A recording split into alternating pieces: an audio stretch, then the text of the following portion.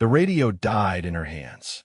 Staff Sergeant Amara Okonkwo watched the last spark flicker behind the cracked display, rain hammering her ghillie suit as 3 days of mission planning drowned in monsoon mud. Beside her, Specialist Whitfield lay motionless where the lightning had thrown him, blood threading down his temple and mixing with the brown water pooling beneath his face. Through her scope, 7 vehicles crawled through the valley below. For hours early, Mullah Rashid Kadir sat in the 3rd truck, the man responsible for 17 American deaths, and the ground team that was supposed to be in position had no idea he was coming. Before we get into the story, drop a comment and let us know what state you are watching from. Maybe you have experienced moments where everything depended on one person making an impossible choice. She pressed 2 fingers to Whitfield's neck. Pull steady. The kid would live if she could keep him breathing, keep them both hidden, keep her hand from shaking long enough to figure out what came next. Ghost, they called him. 22 years old and eager as a retriever. Always volunteering for the hard posts. Always making sure she had coffee before dawn patrols. This morning he had given her his last protein bar because she mentioned skipping breakfast. Now his blood was on her hands, and the most wanted bomb maker in Khyner province was slipping through her fingers. She swept the scope across the convoy again. Technical vehicles front and back, armed men scanning the ridgelines, and there in the center, Kadir's white land cruiser moving steady through the rain. The intelligence packet said he would take the northern route at 1400 hours. It was barely 10 in the morning, and he was heading south, which meant someone had warned him, which meant the operation was compromised before it started. First Sergeant Hendricks had smiled when he handed her this assignment. She remembered the way his lips curled, the satisfaction in his voice when he told her she was being moved from the primary team to this observation post. Token duty, he called it. Proof for the reports that women were being integrated into Ranger operations. She had watched him reassign her spotter at the last minute, replacing a 10-year veteran with Ghost, a kid who had never worked a real target package. Hendricks wanted her to fail. He had wanted it since the day she arrived at FOB Viper, since the day Captain Reese praised her marksmanship scores in front of the entire company. The rain intensified. Visibility dropped to 400 meters, then 300. The convoy vanished behind curtains of gray water, and she was alone on a mountainside with an unconscious soldier and a dead radio, and 17 ghosts demanding justice. She pulled her father's photograph from her breast pocket, the laminated edges worn soft from years of handling. Lagos, 1999. He stood in his police uniform with his competition rifle, the same rifle he used to teach her how to breathe, how to wait, how to let the shot find its own moment. He died 6 months after this picture was taken. Line of duty. Her mother raised 4 children in Houston on a nurse's salary, and Amara joined the Army the week after graduation because she understood what it meant to protect people who could not protect themselves. Ghost groaned. His eyes fluttered open, unfocused, searching. Easy, she told him. Lightning got you. Do not try to move. He tried to move anyway, pushing himself onto his elbows before the pain dropped him flat again. She caught his head before it hit the rocks. Convoy, he managed. What happened to the convoy? She told him. 4 hours early. Heading south, comms completely dead. His face cycled through confusion and frustration and finally settled on the grim acceptance of a soldier who understood exactly how bad their situation had become. The ground team, he said, no way to warn them. Webb and his people were dug in 3 clicks north, watching a road that Kadir would never use. By the time they realized the convoy had changed routes, the bomb maker would be across the border and underground for another 6 months. Ghost closed his eyes, so we just let him go. She did not answer. Through a brief gap in the rain, she caught another glimpse of the convoy. The white land cruiser, the armed escorts, and something else, something she had missed in her first scan. Small figures huddled in the bed of a trailing pickup truck. Children. Her finger moved to the trigger guard. 17 American soldiers dead. Countless Afghan civilians torn apart by his bombs.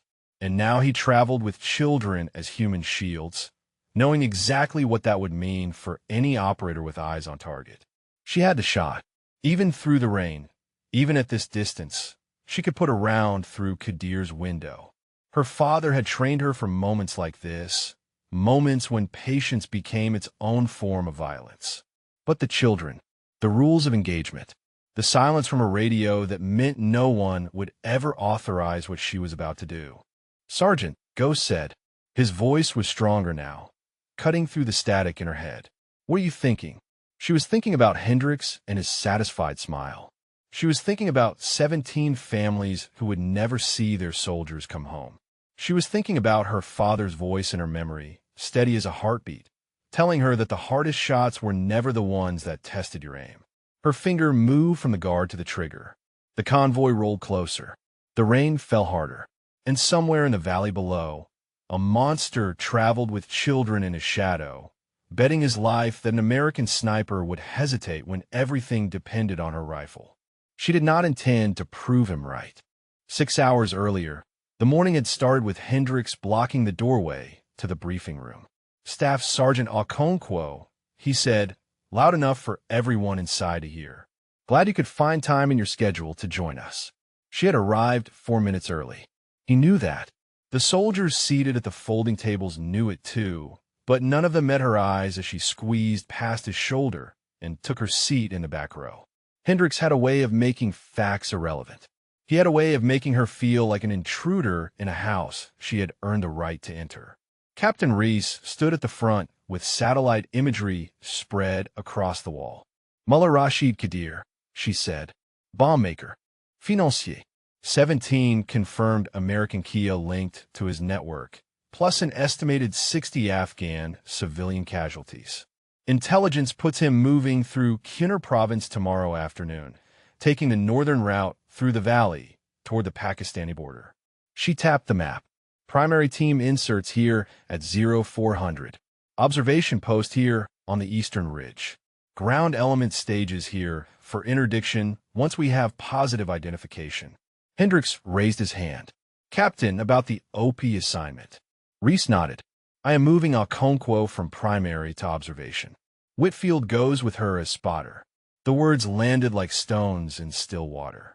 Amara felt the ripples pass through the room, felt the other soldiers glancing at her, and then away. Whitfield was a kid. Talented, but green. The observation post was critical, the eyes of the entire operation, and Hendricks was staffing it with a female NCO he despised and a specialist who had never called a real shot. Reese's expression flickered. "First Sergeant, the OP requires our most experienced team. With respect, Captain, this is an integration operation. Command wants documentation that women are being utilized in forward positions. Okonkwo on the ridge gives us that documentation while keeping the primary team at full strength." He smiled at Amara. "Unless Staff Sergeant Okonkwo feels she is not up to the task." Every eye in the room turned to her. She could feel the weight of their expectations, their doubts, their quiet calculations about whether she would push back or fold. Hendricks wanted her to argue. He wanted her to give him ammunition, proof that women brought drama and conflict to combat units. She would not give him the satisfaction. "I'm up to the task, First Sergeant." His smile widened. "Outstanding." The briefing continued. Insertion protocols, communication schedules, contingency plans for weather delays. Amara took notes she did not need, her handwriting steady even as her pulse hammered against her ribs. When Reese dismissed them, she stayed in her seat until the room emptied. The captain approached her. "Okonkwo, Mong." Reese sat on the edge of the table, close enough that no one passing the doorway could hear. "I could not override him. Chain of command. But I want you to know this mission matters. Kadir has been untouchable for 3 years. If we get him tomorrow, it saves American lives. Afghan lives. You understand what I am saying?" Amara understood. Reese was telling her that the documentation excuse was garbage, that Hendricks was playing politics with a critical operation, and that despite everything, the mission still had to succeed. "I will not let you down, Captain." Reese studied her for a long moment. "I know you will not. That is why I approved your transfer to this unit despite resistance." She stood. Hendricks lost his brother in Fallujah. Convoy got diverted to extract a female soldier who had been separated from her unit. By the time they reached his brother's position, it was too late. He blames women in combat for what happened. Amara absorbed this. It did not excuse anything, but it explained the depth of his hatred, the way he looked at her like she was personally responsible for every failure he had ever witnessed. That does not give him the right to sabotage operations, she said. No, it does not. Reese moved toward the door. Prove him wrong, Staff Sergeant. Come back with Kadir's confirmation and let the results speak for themselves. For hours later, Amara sat in the belly of a Black Hawk watching the mountains rise through the open door. Ghost sat beside her, checking his equipment for the third time, nervous energy radiating off him like heat. You have worked with Hendricks before? He asked, half shouting over the rotor noise. She shook her head. He does not like you. No. Ghost considered this. My grandmother used to say that the people who try hardest to break you are the ones who are already broken themselves. She looked at him, then really looked and saw something beneath the eager exterior. Depth. Understanding. Maybe Hendricks had done her a favor after all, giving her a spotter who saw the world clearly even if he lacked experience. Your grandmother sounds wise, she said. She was raised 11 kids in rural Georgia, outlived 2 husbands, and shot a copperhead off her porch at 93 years old. Ghost grinned. I come from stubborn stock. The helicopter banked hard, fighting the first gusts of the approaching storm. Through the window, Amara watched clouds piling against the peaks like waves against a breakwater. The pilot's voice crackled through her headset, warning of deteriorating conditions, asking if they wanted to abort insertion. She keyed her mic negative. We insert as planned. The Black Hawk descended through the rain, touching down on a ridge that would become her home for the next 12 hours. She and Ghost offloaded fast, heads low, boots sliding on wet rock as the helicopter lifted away and left them alone with the storm. They reached the OP within 20 minutes, a shallow depression behind a boulder field that offered clear sight lines to the valley below. Ghost began setting up the spotting scope while Amara established their hide, pulling the ghillie netting into position, checking fields of fire, confirming their extraction route. Comms check, she said, keying her radio. Webb's voice came back scratchy, but clear. Ground element in position. Holding at phase line alpha. Copy. Optalone established. Eyes on the valley. The rain intensified. Lightning flickered along the far ridge line. Thunder rolling through the mountains like distant artillery. Ghost finished his setup and crawled in beside her, his shoulder warm against hers in the cramped hide. Now we wait, he said. Now we wait. The storm grew teeth. The lightning crept closer, and somewhere in the darkness beyond the rain, a convoy began moving 4 hours ahead of schedule, carrying a monster toward a border crossing that would put him beyond their reach forever. Amara pressed her eye to the scope and began her watch, not knowing that in 6 hours, she would be the only thing standing between Mullah Rashid Kadir and 17 more American graves. The children changed everything.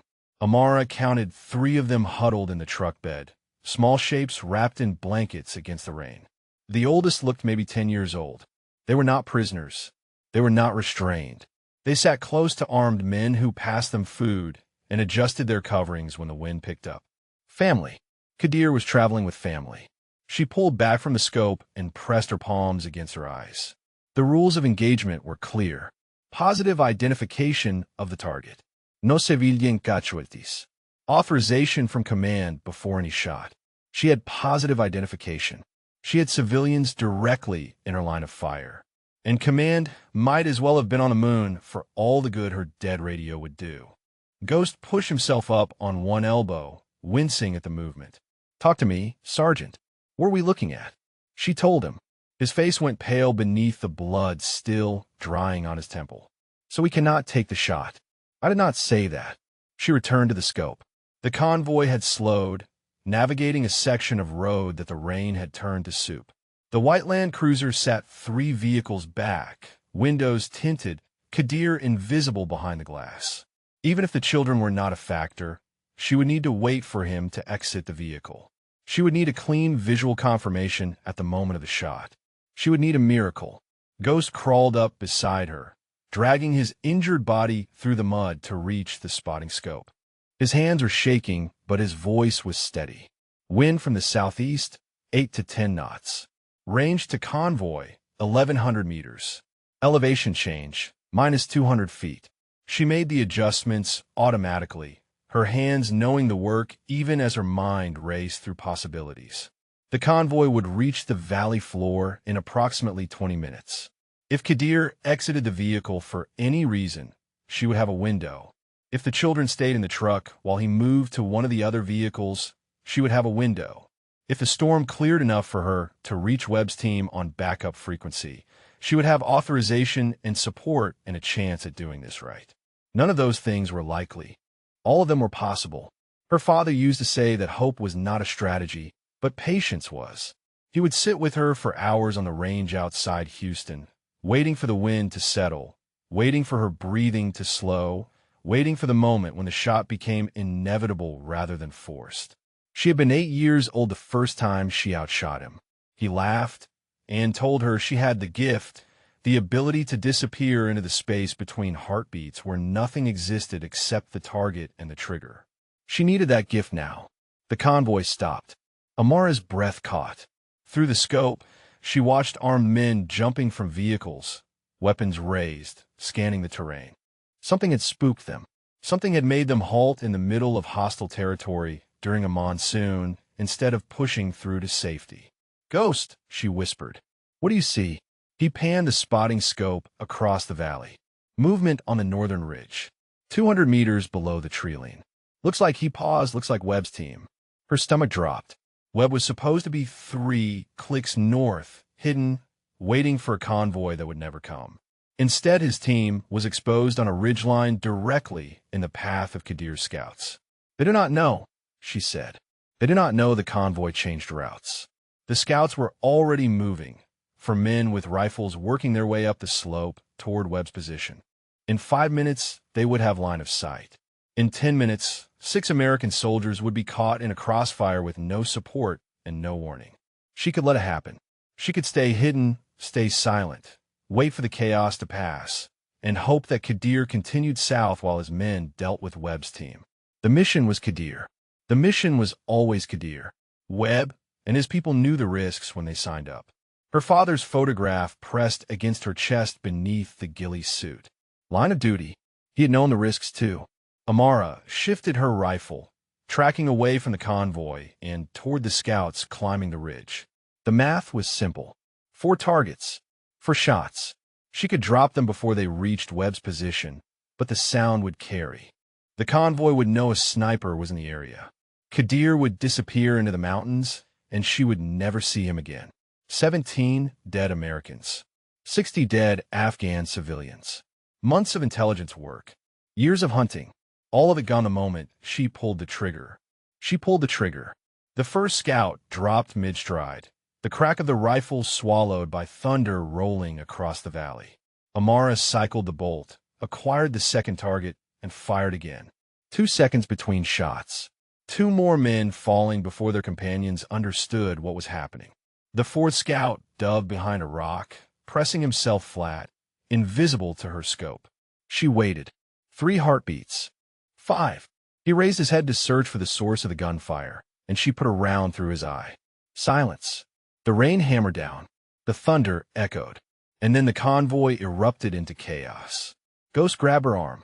They are moving. All of them. Kadir's vehicle is accelerating. She swung the rifle back toward the valley, but the white Land Cruiser was already disappearing around a bend, armed men providing cover while their prize escaped into the storm. She had saved Webb's team. She had lost the target, and now every hostile in the valley knew exactly where she was. Ghost looked at her with something like awe. "You just killed 4 men to save people who do not even know they were in danger." Amara began breaking down her position, hands moving fast, mind already calculating their next move. They would know now. "Come on. We need to move before they triangulate our position. Where are we going?" She pointed south, toward the direction Kadir had fled. "That convoy is heading for the old village near the border.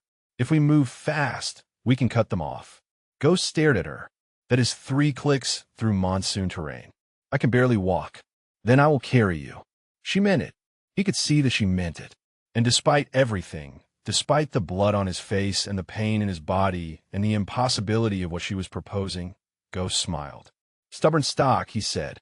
"Let's go hunting. The mountain and try to kill them within the first 100 meters." Amara carried Ghost across her shoulders in a fireman's carry, his weight grinding her boots into mud that wanted to swallow them both. The rain fell sideways now, driven by winds that screamed through the rocks like something wounded and angry. She could not see more than 20 feet ahead. She navigated by memory and instinct, picking her way along a goat path that existed more in theory than in practice. Ghost groaned against her back. "Put me down. I can walk. You will slow us down." "I'm slowing us down now." He was right. She was burning through energy reserves she could not afford to lose, her legs trembling with each step, her lungs working double time in the thin mountain air. But every minute she spent resting was a minute Kadir used to extend his lead. The convoy had a road. She had rocks and mud, and a wounded soldier who refused to let her carry him alone. She set him down against a boulder, both of them gasping, rain streaming down their faces.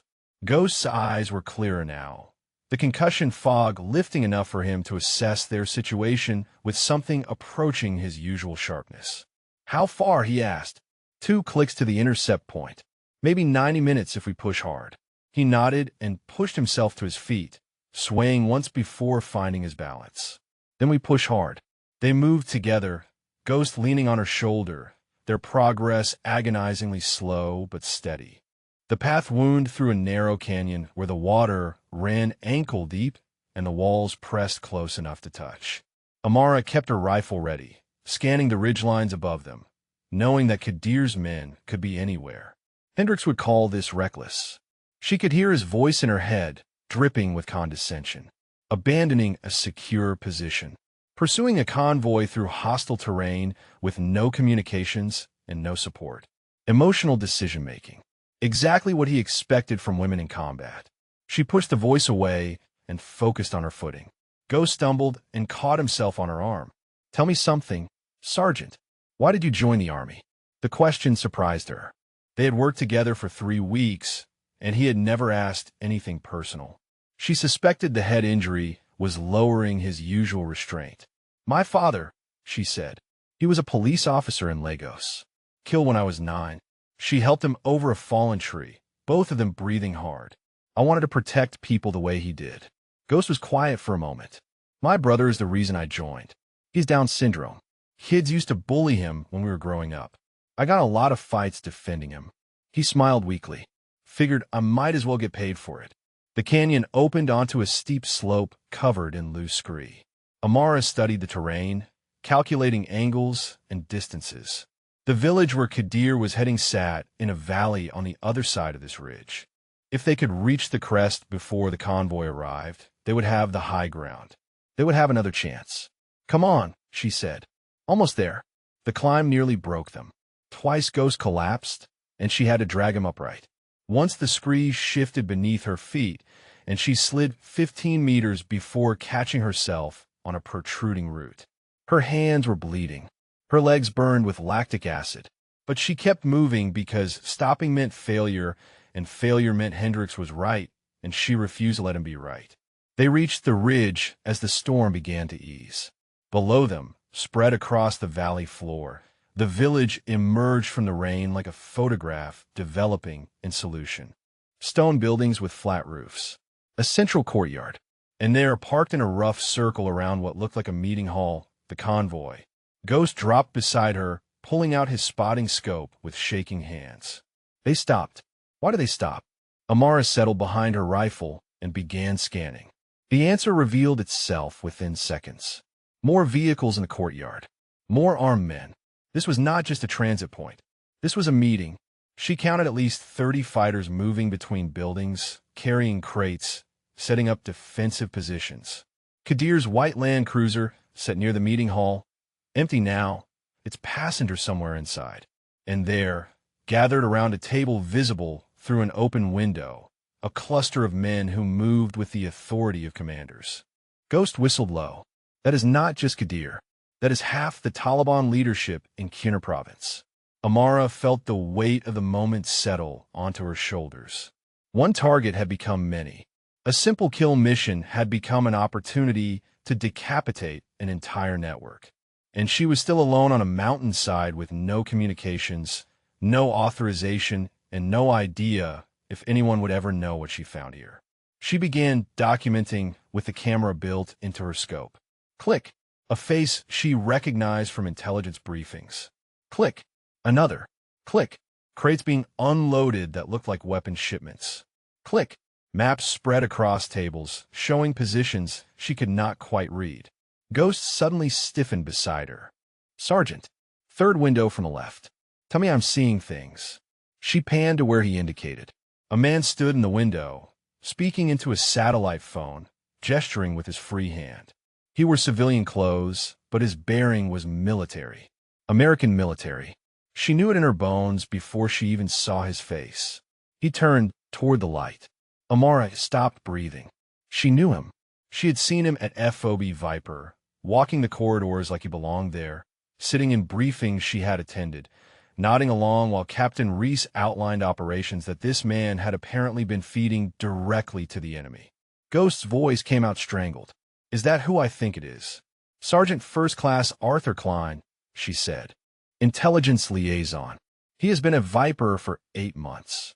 The man in the window laughed at something one of the Taliban commanders said. He looked comfortable. It looked like he had done this many times before. And then, as if sensing her gaze across the distance, Klein turned and looked directly at the ridge where she lay hidden. His smile faded. He reached for his radio. Amara pulled back from the scope and pressed herself flat against the rocks. Beside her, Ghost did the same, both of them holding their breath as if Klein could hear them from 500 meters away. Did he see us? Ghost whispered. She did not know. The distance was too great for him to have spotted them with naked eyes, but Klein was trained. He knew how to read terrain, how to identify likely sniper positions, how to sense when he was being watched. His instincts had kept him alive through a double life that should have gotten him killed years ago. Long seconds passed. Amara counted her heartbeats, forcing herself to remain still even as every muscle screamed to her to move, to run, to put distance between herself and the traitor in the valley below. Finally, she risked another look through the scope. Klein had turned away from the window. He was speaking to one of the Taliban commanders now, pointing at a map, his body language relaxed. Whatever had made him look toward the ridge, he had apparently dismissed it. She exhaled slowly. We need to get this information back to command. Ghost gestured at her dead radio. How exactly do you propose we do that? It was the question she had been avoiding since the moment the lightning killed their communications. The answer required her to accept something she had been fighting against for the past 4 hours. She could not do this alone. She could not complete the mission, expose the traitor, and get herself and Ghost home without help that was not coming. The mission is over, she said. The words tasted like ash. Ghost stared at her. Sergeant, we have no comms, no support. We have intelligence that could save hundreds of lives, but it means nothing if we die on this mountain with no one to deliver it. She forced herself to meet his eyes. We need to get to the extraction point and wait for pickup. That was supposed to happen at 2200 hours regardless of mission outcome. Ghost absorbed this in silence. Then he shook his head. No, excuse me. He pushed himself up on one elbow, wincing at the pain but keeping his voice steady. You did not carry me 3 clicks through a monsoon just to quit. You did not kill 4 men to save Webb's team just to walk away. That is not who you are. You do not know who I am. The words came out sharper than she intended. Ghost flinched but held his ground. I know you gave me your last protein bar this morning because you thought I looked hungry. I know you took this assignment without complaint even though Hendricks set you up to fail. I know you chose to save 6 soldiers instead of completing your mission because you could not watch them die when you had the power to stop it. He paused. I know exactly who you are, Sergeant. You are the person who does the right thing even when it costs everything. Amara felt something crack inside her chest. Not breaking, opening. She had spent so long building walls against people like Hendricks, protecting herself from their judgment and their cruelty, that she had forgotten what it felt like to be seen clearly by someone who actually cared. There was a mission in Kandahar, she said quietly. 2 years ago. My team was tracking a suicide bomber through a crowded market. I had the shot, clear line of fire, and I hesitated. Ghost waited. The bomber reached his target, detonated. 14 civilians died. My team leader took shrapnel to his spine. He will never walk again. She stared at the valley below, seeing ghosts that had nothing to do with her spotter's call sign. I hesitated because there was a child standing next to the bomber, a little girl holding her mother's hand. I could not risk the shot. And the child, Ghost asked softly. She died anyway, along with her mother and 12 other people. The rain had stopped. The clouds were beginning to break apart, letting weak sunlight filter through in scattered beams. The valley below looked almost peaceful now, a pastoral scene that hid the monsters meeting in its heart. Ghost reached out and put his hand on her arm. That was not your fault. I know. She believed it most days. The bomber made his choice. The child died because of him, not because of me. But knowing that does not stop me from seeing her face every time I look through a scope at a target surrounded by innocents. She turned to face him fully. That is why I cannot take the shot on Kadir while those children are nearby. That is why I saved Webb's team instead of completing the mission. And that is why you are right. I cannot walk away from this. Ghost smiled despite everything. So what do we do? Amara looked back at the village. Klein was still visible through the window, still coordinating with men who had killed Americans by the dozen. Kadir was somewhere inside the meeting hall, planning his next atrocity. And somewhere on this mountain, there had to be a way to make them pay. The extraction point, she said slowly, is an abandoned village 2 clicks east of here. If the pickup is still scheduled for 2200, that gives us 8 hours. 8 hours to do what? To find a way to complete the mission. She began studying the terrain with fresh eyes, looking for angles she had missed, opportunities she had dismissed. Klein has a working satellite phone. If we can get close enough to that village, if we can create a distraction, if we can separate Kadir from his security. That is a lot of ifs. She nodded, but it is not impossible. Ghost followed her gaze down to the valley where their enemies gathered in false safety, unaware that a wounded spotter and a stubborn sergeant were about to ruin their day. Tell me you have a plan, he said. Amara felt something shift inside her. The guilt was still there. It would always be there. But beneath it, rising like a tide, was something stronger. I am working on one. The plan came together in pieces, each one more dangerous than the last. Amara spent an hour studying the village through her scope, mapping guard rotations and identifying blind spots in their security.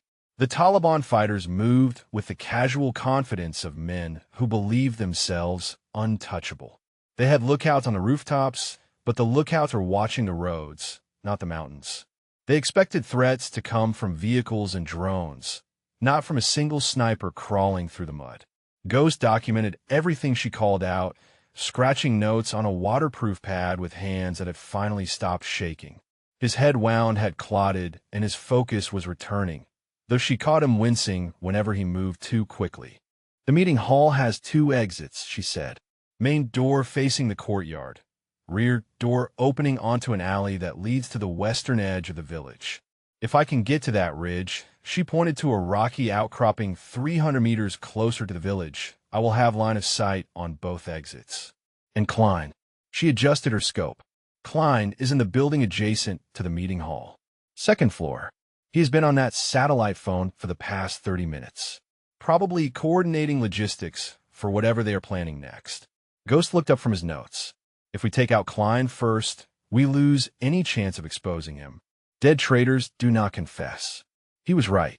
The intelligence Klein carried in his head was worth more than his death. Names of contacts, methods of communication, the full scope of his betrayal.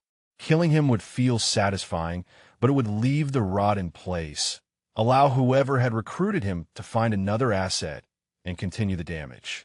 We take Kadir first, Amara decided. Klein sees his meal ticket die. He panics. Panicked men make mistakes. And if his mistake is to disappear before we can catch him, then I shoot him the leg and we drag him to extraction. Ghost almost smiled. I like this plan. She began her approach as the sun dropped toward the western peaks. The terrain between her current position and the closer ridge was broken ground, full of shadows and dead space that would hide her movement if she was careful. She left Ghost with the spotting scope and strict instructions to stay hidden no matter what happened below.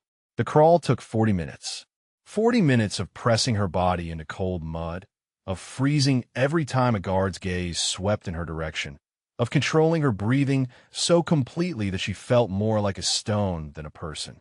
Her father had taught her this: the stillness, the patience, the ability to become part of the landscape until the moment demanded action. She reached the outcropping as the last light faded from the sky. Below her, the village had come alive with lanterns and cooking fires. The smell of roasting meat drifted up the slope, incongruously domestic given what these men had done and would do again if she failed. Through her scope, she watched Kadir emerge from the meeting hall. He was shorter than she expected. The intelligence photos had shown a stern face and cold eyes, but they had not captured his physical presence. The way he moved through the courtyard like a man who owned everything he surveyed. Guards flanked him at a respectful distance. The other commanders deferred to him with subtle nods and lower gazes. The children were nowhere in sight, probably inside one of the buildings, sheltered from the evening chill. For the first time since she spotted them in the convoy, Amara had a clean line on Kadir with no innocence in the frame. She settled her crosshairs on his chest and began controlling her breathing. Then Klein walked out of the adjacent building, and everything changed. The American trader crossed the courtyard with a folder in his hands, heading directly for Kadir. The two men met near the white Land Cruiser, heads bowed together in conversation. Klein opened the folder and began showing Kadir documents that Amara could not read from this distance, but recognized by their format. Personnel files. American personnel files. She watched Klein point to specific pages, watched Kadir nod along, watched both men smile at something that was clearly very funny to them. They were planning something that involved American soldiers whose faces were printed on those pages. Ghost's voice crackled in her earpiece, so faint she almost missed it. His backup radio, the one they thought was dead, had apparently found just enough signal to transmit. "Sergeant, I can see what Klein is showing him." He paused, and when he spoke again his voice was tight with barely controlled fury. "Those are personnel files for Captain Reese's company. Our company. They are planning an attack on FOB Viper." Amara's blood turned to ice. Reese, Webb, the soldier she had served beside for the past month. Every one of them was on those pages, their faces and habits and vulnerabilities laid out for men who would use that information to kill them. She understood now why Hendricks had assigned her to this mission, why he had given her the least experienced spotter and sent her to an observation post that would keep her far from the FOB when the attack came. He was not just sabotaging her career. He was removing a witness, a competent soldier who might notice the signs of coming assault and raise an alarm. Hendricks was part of this. The realization hit her like a physical blow. Hendricks and Klein, working together, feeding intelligence to the Taliban, planning an attack that would kill dozens of Americans. And she was the only person outside this valley who knew. Klein looked up from the documents. His gaze swept across the darkened mountainside, searching for threats he could not see. For a long moment, he stared directly at the outcropping where Amara lay hidden, his eyes narrowing as if he could sense her presence through sheer force of paranoid will. Then he smiled. It was not a nervous smile. It was not the smile of a man who suspected he was being watched. It was the smile of a man who knew exactly what he was doing and believed himself completely untouchable. He reached into his pocket and pulled out his satellite phone. Amara watched him dial. Somewhere on FOB Viper, a phone would be ringing, and the man who answered would be First Sergeant Dale Hendricks. The satellite phone call lasted 3 minutes. Amara watched Klein pace the courtyard, his free hand gesturing as he spoke, his body language shifting from casual to urgent and back again. She could not hear the words, but she could read the rhythm of the conversation. Report. Question. Confirmation. Klein was updating Hendricks on the plan, making sure every piece was in place for whatever nightmare they had designed together. When he ended the call, Klein returned the phone to his pocket and said something to Kadir that made both men laugh. Then they walked together into the meeting hall, disappearing from her line of sight. Ghost's voice came through the earpiece again, stronger now, as if the signal had found a clearer path. "Sergeant, what do we do?" She had been asking herself the same question since the moment she understood what Hendricks had done. The mission parameters no longer applied. This was not about one target anymore. This was about stopping an attack that could kill everyone she had served with for the past month. "How much battery does your radio have?" she asked. Ghost paused. "Maybe 20 minutes of transmission. The lightning fried most of the circuits. I'm surprised it works at all. 20 minutes. Not enough time to reach anyone at FOB Viper, explain the situation, and coordinate a response. Not enough time to do anything except make one desperate attempt at contact and hope someone was listening. Can you reach Webb's team?" Silence. Then Ghost's voice came back, strained with effort. "I can try. They are closer than the FOB. If their equipment survived the storm. Do it. Tell them everything. Klein, Hendricks, the attack plan. If we do not make it off this mountain, someone needs to know."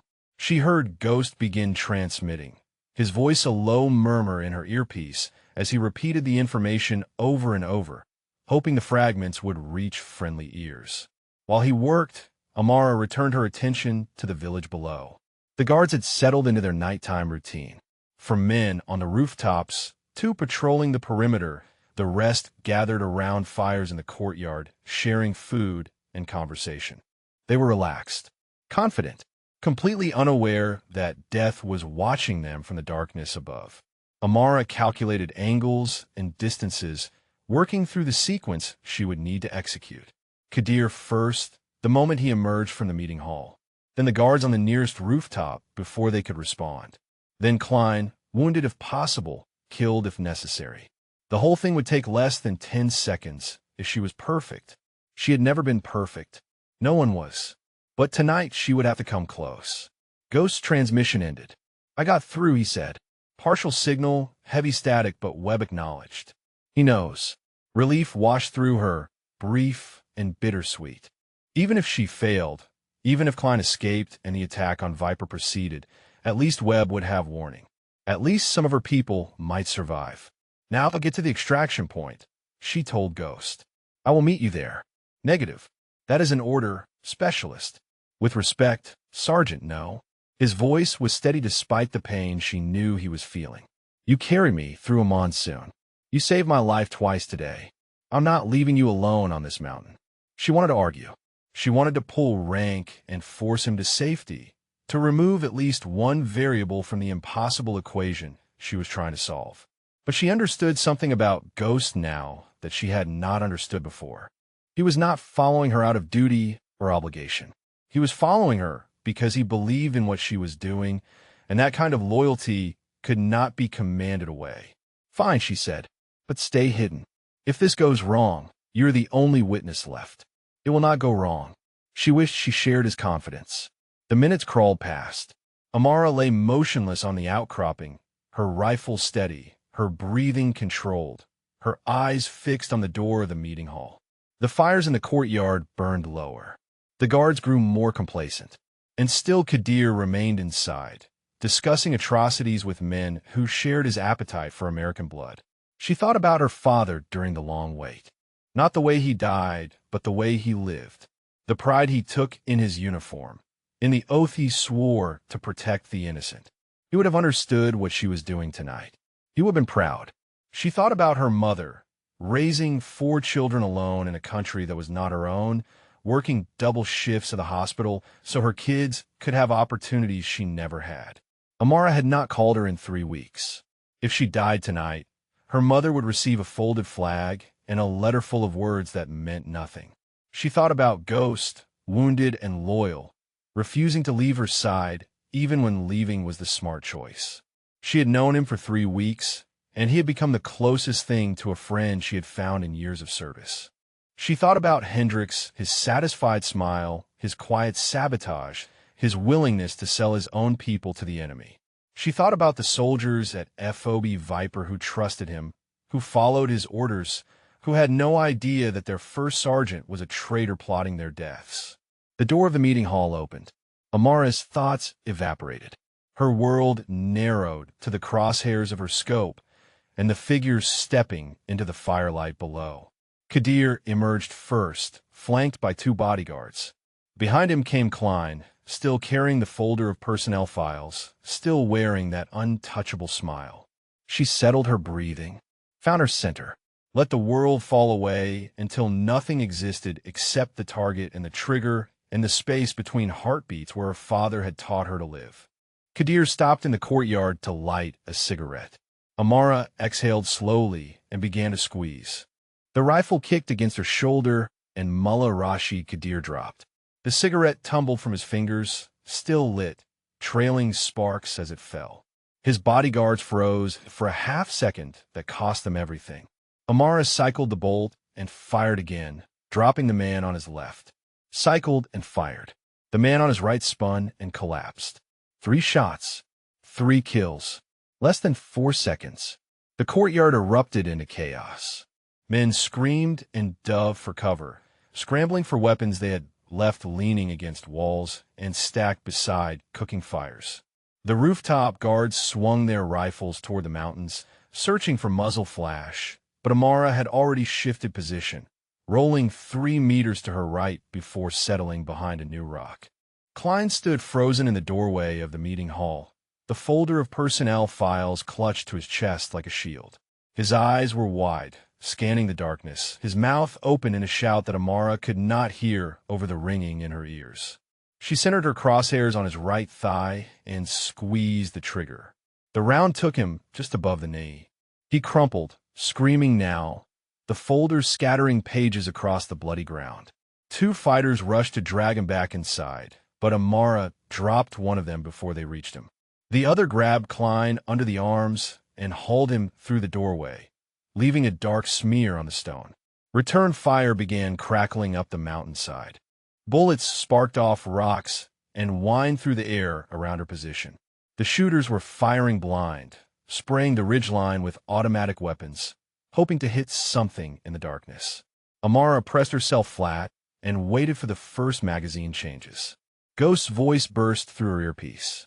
"Sergeant, you need to move. They're sending a team up the western slope." She risked a glance and saw them. 6 fighters working their way up the mountain, moving with purpose, using the terrain for cover. Someone down there had training. Someone knew how to hunt a sniper. She grabbed her rifle and began crawling backward, keeping low, putting distance between herself and the outcropping that was about to become a kill zone.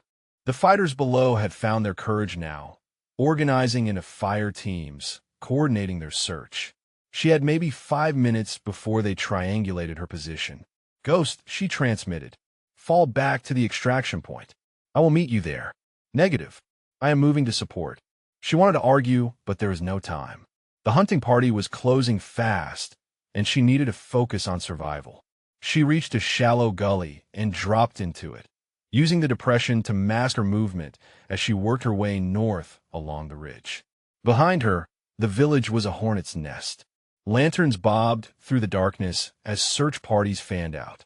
Engines roared to life as vehicles prepared to join the hunt. And somewhere in the chaos, Arthur Klein was bleeding out on a stone floor, his dreams of untouchable treachery dying with every drop of blood. She had hurt him. She had not killed him. The distinction mattered. The hunting party reached her previous position and found it empty. She heard shouting, commands in Pashto that she could not understand, and then the sound of boots scrambling over rocks as they adjusted their search pattern. They were good. They were fast, and they knew these mountains better than she ever would. Amara pushed harder, ignoring the burning in her legs and the ache in her shoulders. The gully opened onto a steep slope that led down toward a narrow canyon. If she could reach the canyon, she could lose them in the darkness. If she could reach the canyon, she might actually survive this night. A figure rose from behind a boulder directly in her path. She reacted on instinct, swinging her rifle up, but the man was faster. He slammed into her before she could fire, driving her backward, sending them both tumbling down the slope in a tangle of limbs and weapons. They hit a ledge hard enough to knock the breath from her lungs, and then he was on top of her, hands reaching for her throat. She drove her knee into his groin and felt his grip loosen. Twisted sideways, got an elbow free and smashed it into his temple. He grunted and fell back, giving her just enough space to draw her sidearm. The pistol barked twice. The man stopped moving. Amara lay on the ledge for a long moment, gasping, staring at the stars that had emerged now that the storm had fully passed. Her body screamed with pain. Her hands were shaking. But she was alive, and Kadir was dead, and somewhere on this mountain, Ghost was waiting for her. She pushed herself upright and checked her rifle. Still functional. She had 4 rounds left for the long gun, 8 in her pistol. Not enough for a sustained fight, but maybe enough to reach the extraction point. The sound of a helicopter reached her ears. She looked up and saw lights in the eastern sky, rotors beating the air as an aircraft approached the valley. For one desperate moment, she thought it might be American, that Webb's message had gotten through and rescue was coming. Then she saw the markings on the fuselage, and her hope turned to ash. Taliban. They had air support.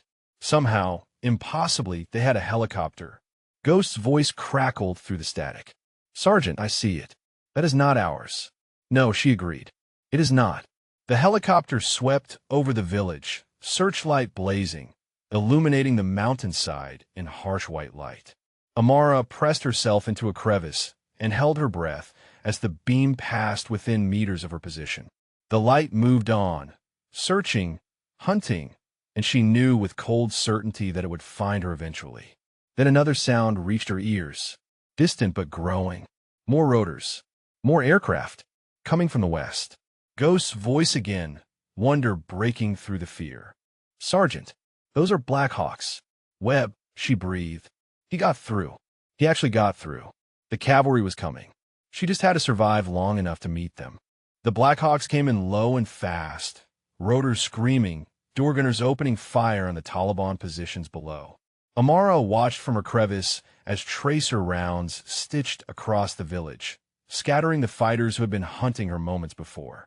The enemy helicopter banked hard, trying to escape the sudden American presence, but one of the Black Hawks peeled off to pursue. She saw the flash of a missile launch, saw the enemy aircraft shudder and spin, saw it disappear behind a ridgeline followed by a bloom of orange fire. The cavalry had arrived, but the battle was not over.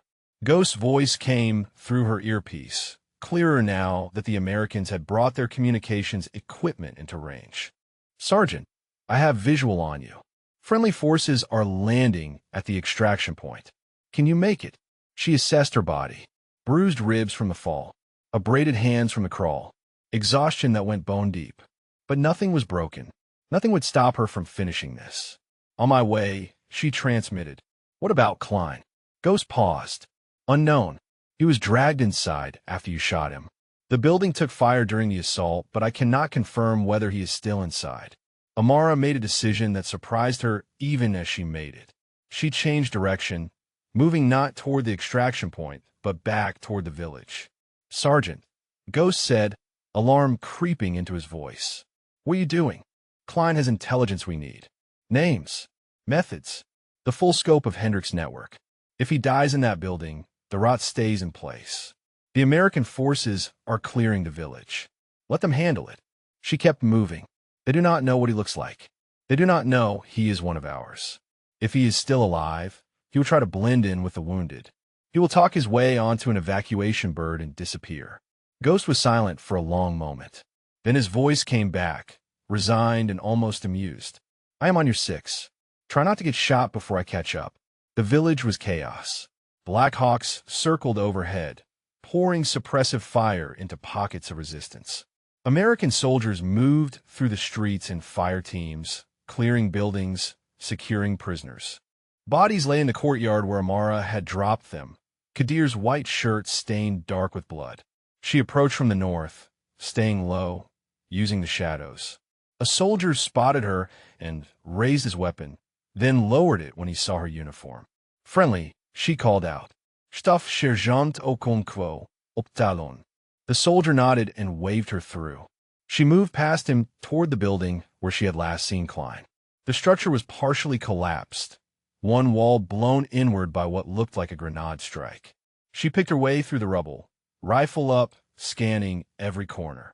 Blood trails led deeper into the building, dark smears on the stone that told the story of wounded men dragging themselves to safety.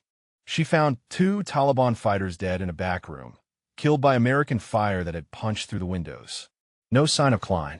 Then she heard it, a voice speaking English, coming from somewhere below her feet.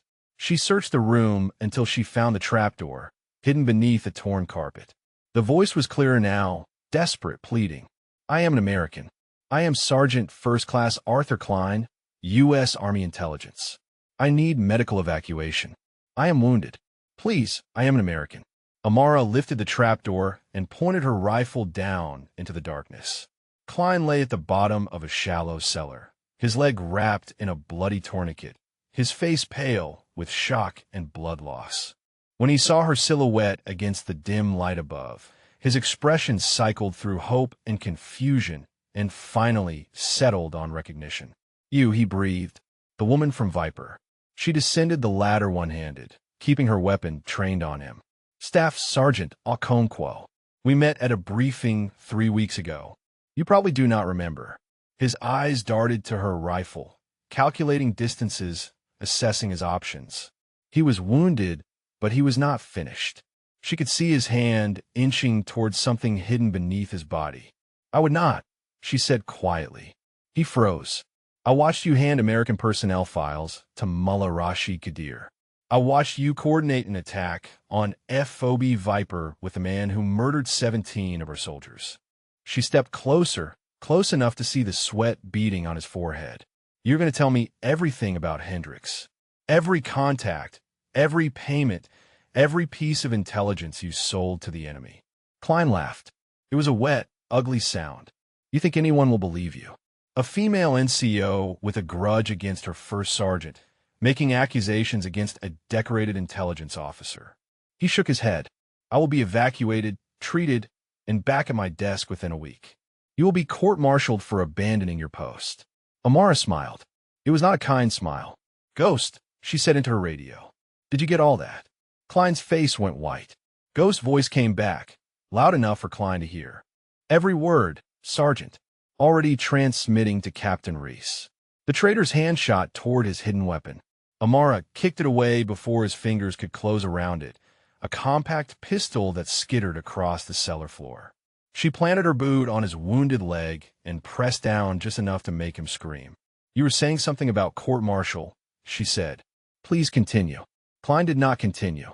He started talking instead, words pouring out of him in a desperate flood, names and dates and account numbers, and every detail of the conspiracy that he and Hendricks had built together. Amara listened, and Ghost recorded, and somewhere above them, the last echoes of gunfire faded into silence. The mission was almost complete. The confession took 20 minutes. Klein talked until his voice went hoarse, spilling secrets he had carried for years. Hendricks had recruited him 18 months ago, approaching him after a disciplinary hearing that nearly ended his career. The first sergeant had offered money, protection, a chance to matter in ways the Army would never let him matter. All Klein had to do was pass along information. Troop movements, patrol schedules, names of informants who were feeding intelligence to American forces. The informants died first. 7 of them in the first 6 months, executed by Taliban fighters who knew exactly where to find them. Then came the ambushes. Convoys hit at precisely the moments when they were most vulnerable. 17 American soldiers killed by information that Klein had sold for $50,000 a month. And Hendricks, Amara asked, what did he get out of it? Klein's laugh was bitter. Hendricks did not do it for money. He did it because he wanted to burn everything down. His brother died because of what he called mission creep, resources diverted to save people who should have been left behind. He blamed the Army for his brother's death, blamed women in combat, blamed everyone except the enemy who actually pulled the trigger. So he became the enemy. He became worse than the enemy. Klein coughed, blood flecking his lips. The Taliban are fighting for something they believe in. Hendricks is just fighting to watch the world suffer. American soldiers found them 15 minutes later, drawn by the sound of voices in the cellar. Amara identified herself and handed Klein over to a medic who looked confused by the instruction to treat him as a prisoner rather than a casualty. Ghost met her in the courtyard. His face was pale and his bandage was soaked through, but he was standing. He was alive. That was more than she had dared to hope for when the night began. "Captain Reese is inbound," he told her. She received the transmission. She knows everything. Amara nodded. The weight of the past 12 hours was settling onto her shoulders. Exhaustion and relief and grief all tangled together. She looked at the bodies in the courtyard, at Kadir's still form lying where she had dropped him, at the scattered pages of personnel files that had almost become death warrants for her entire company. "It is not over," she said. "Hendricks is still at Viper. Not for long." Ghost almost smiled. "Webb relayed your message to battalion. Military police were dispatched to the FOB an hour ago. By the time we get back, Hendricks will be in custody." She wanted to believe it. She wanted to trust that the system would work, that justice would find Hendricks the way it had found Klein.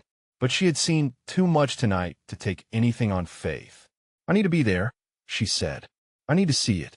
The Blackhawk lifted off 30 minutes later, carrying Amara, Ghost, and a half-dozen wounded soldiers back to FOB Viper. Klein rode in a separate helicopter, handcuffed to his stretcher, his career and his freedom bleeding out alongside the wound in his leg. Amara watched the mountains fall away beneath her, the village shrinking to a cluster of lights in an ocean of darkness. Somewhere down there, Kadir's body was being processed, photographed, confirmed as the kill that would close a chapter of violence that had cost so many lives. She had done what she came to do. She had done more than anyone expected, and still she could not shake the feeling that the hardest part was yet to come. FOB Viper appeared on the horizon as dawn began to pink the eastern sky. The base looked peaceful from the air, rows of tents and vehicles and sandbag barriers arranged in orderly patterns. But as the helicopter descended, Amara saw the flashing lights of military police vehicles clustered near the command center. "They found him," Ghost said. The helicopter touched down, and Amara was moving before the rotors stopped spinning.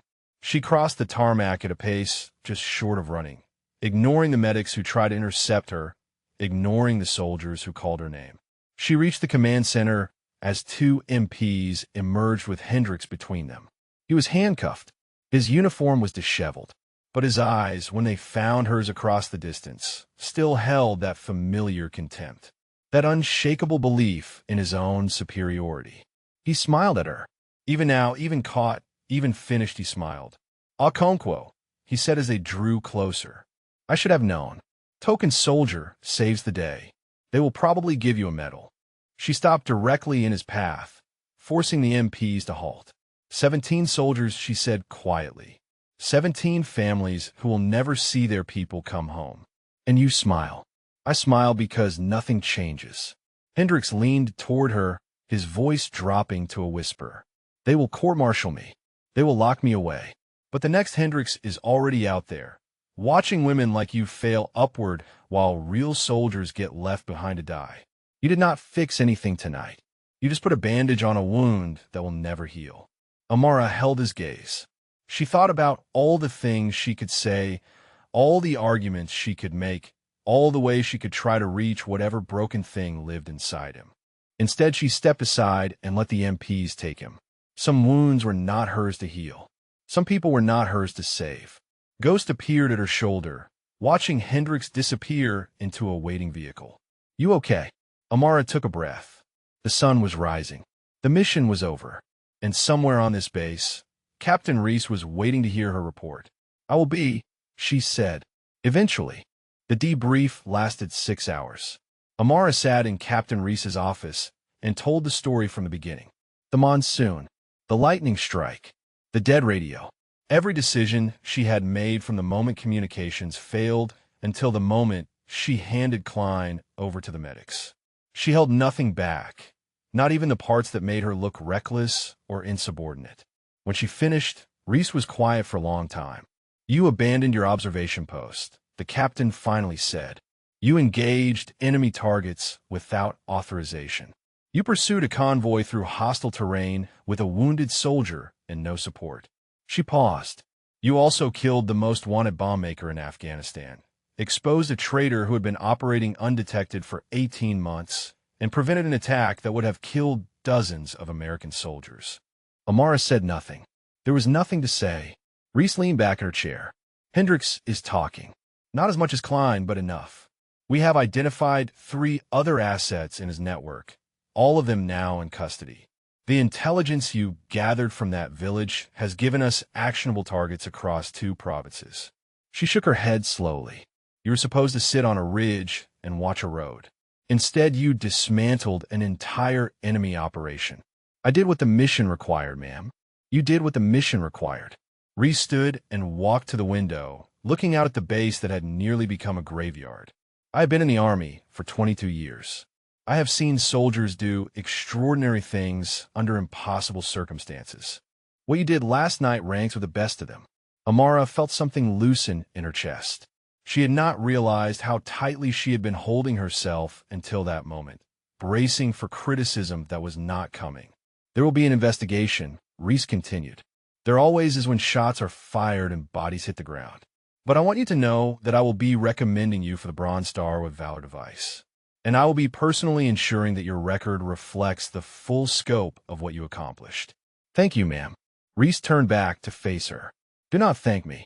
Thank whatever stubborn streak made you refuse to quit when any reasonable soldier would have called it a day. She almost smiled. You are dismissed, Staff Sergeant. Get some rest. You have earned it.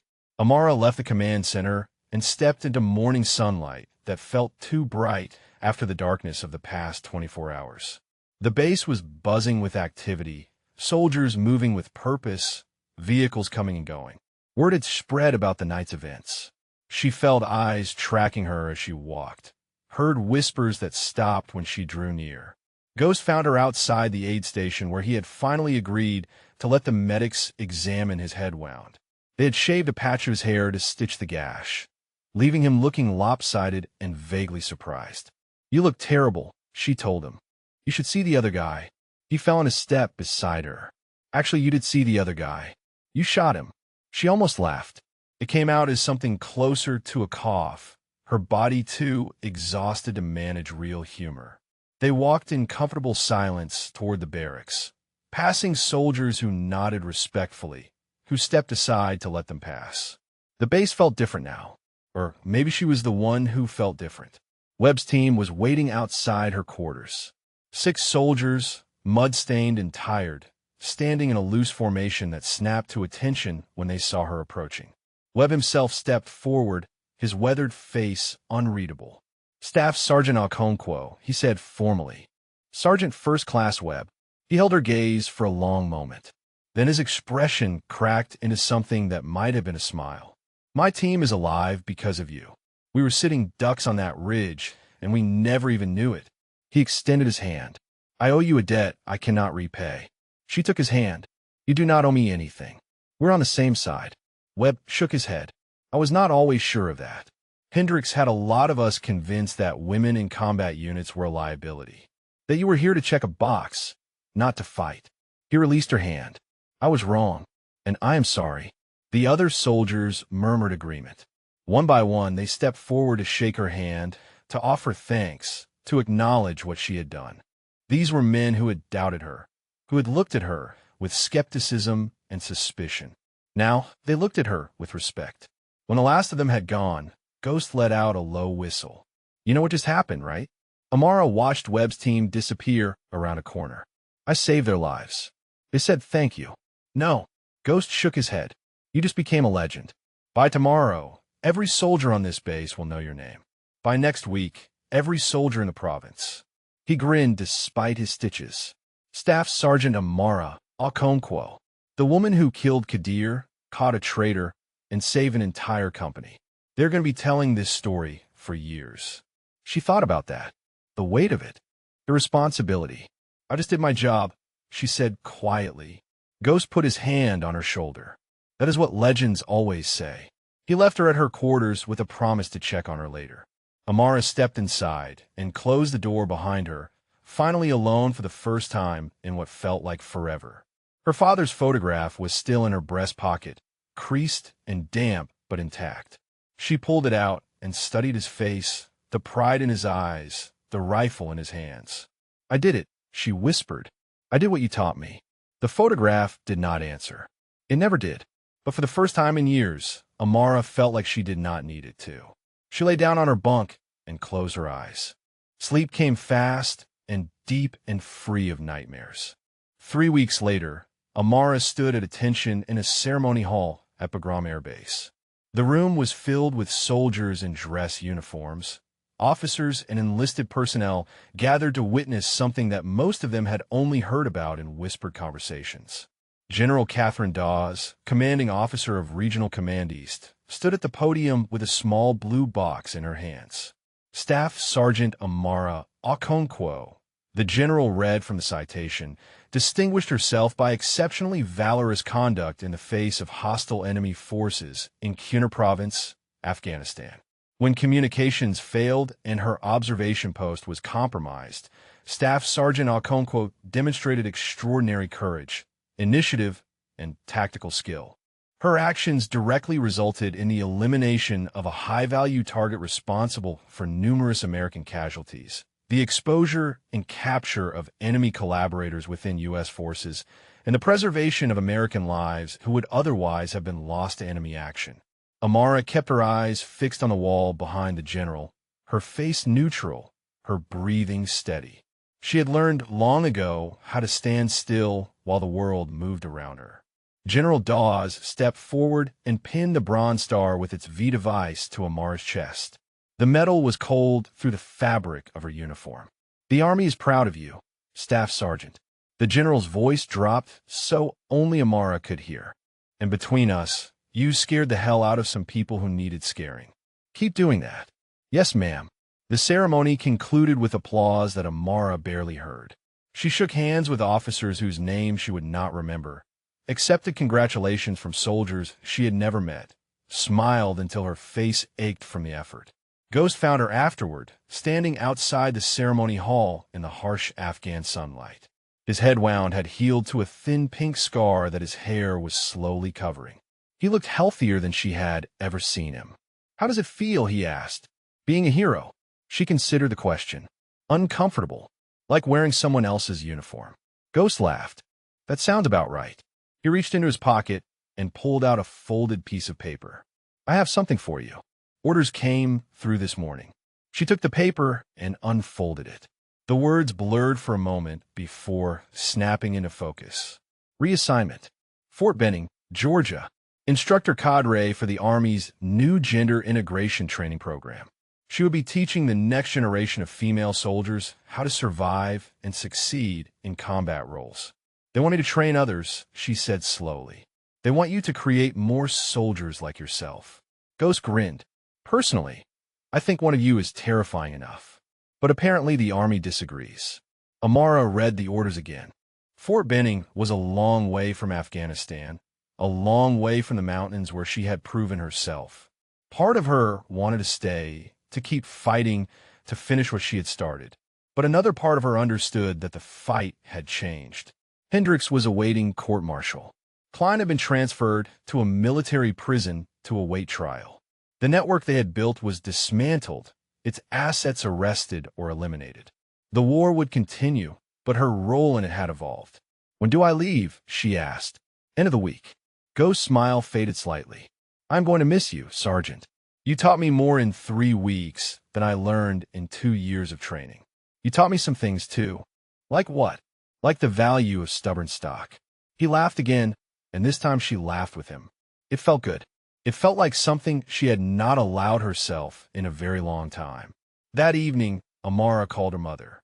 The connection was scratchy, bouncing through satellites and relay stations, but her mother's voice came through clear enough. "Baby girl, I have been worried. You have not called in weeks." "I know, Mama. I am sorry. Things have been busy." "Busy?" Her mother made a sound that conveyed decades of maternal skepticism. "That is what you always say. Busy, as if I do not know what busy means when my daughter is deployed to a war zone." Amara smiled. I'm coming home, Mama. Not permanently, but for a visit before my new assignment. I have some leave saved up. The silence on the other end stretched long enough that Amara thought the connection had dropped. Then her mother's voice came back, thick with emotion. Your father would be proud of you. You know that, yes. Whatever you've been doing over there, whatever busy means, he would be so proud. Amara touched the metal on her chest, feeling its weight, its meaning. I know, Mama. I know.